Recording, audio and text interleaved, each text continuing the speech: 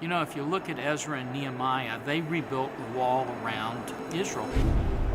We realized that it was important for members of Congress to come together and pray. And there was a room, 219, that was just off from the House floor. And we got that room so that we could go in there and pray for the country. As we cast our first votes, we then go in and literally get down on our knees and pray that God would restore our land. If we have issue with how America's being run, we have the power to change it.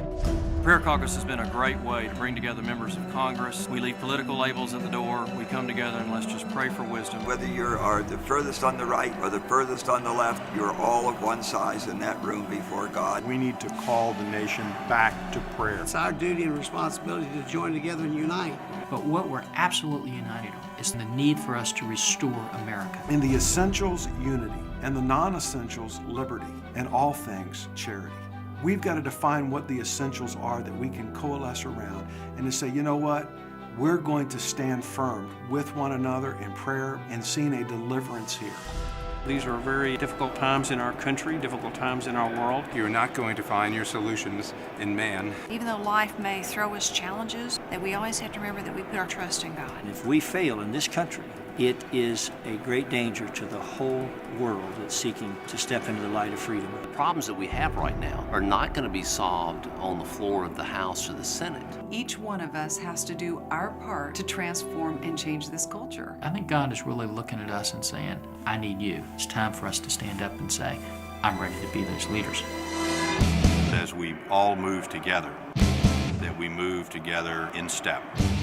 God is in charge, and that we are here to try to carry out His will. For this nation to stay great, We need for people to pray. Help us. Fight for the country.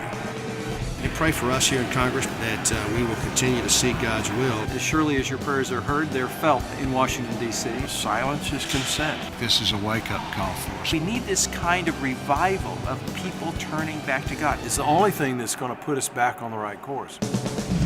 We do have a history.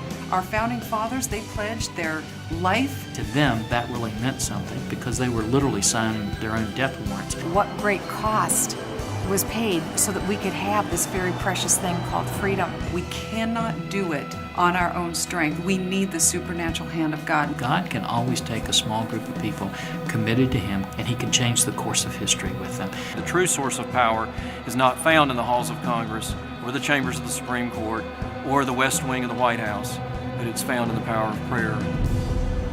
And so what we realized is not to build a physical wall around the country, but to build a spiritual prayer wall.